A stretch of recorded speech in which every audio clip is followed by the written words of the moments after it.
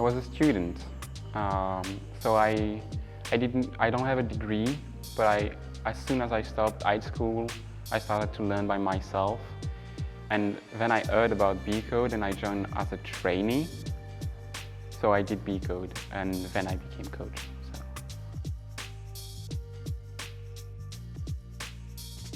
Mainly because it was about self-learning, and I am a self-learner myself. As I said before, I was a trainee before I became a coach, and that way I could get acquainted with the active pedagogy. Now I think as a self-learner that it's a great way to learn.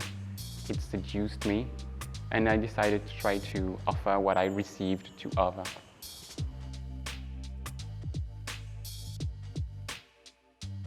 The best analogy for a coach at BeCode would be a manager. The idea is that you have a team of people, a startup, let's say, in front of you. Those are your trainees, and you give them challenges, you give them tasks to complete, and they learn through the task that they do.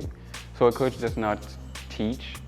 I don't go in front of a classroom and share the knowledge that way, but I do give them resources, either written or else, and I give them, most importantly, a task with an evaluation.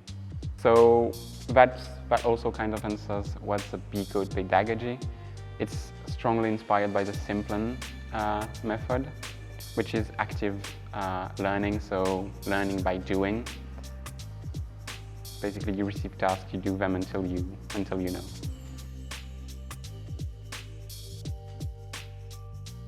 DevSecOps is an abbreviation of 3 terms: development, security, and operation.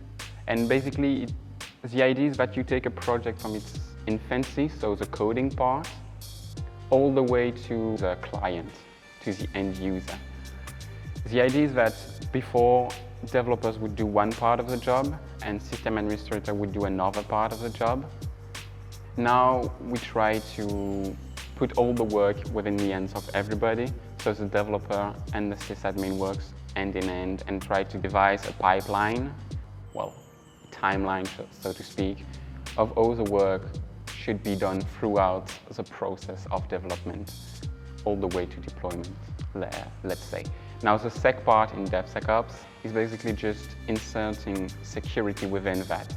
So at each step, let's say development, the dev should ensure that the code is secure, and they should be able to audit the code to make sure that it is secure and write tests and things like that.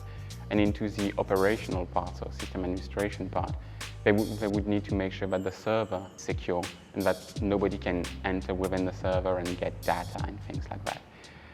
So we basically take, at the start of the training, a junior dev, and we try to instill within him or her the security knowledge of coding and deployment servers and infrastructure, and that's about it.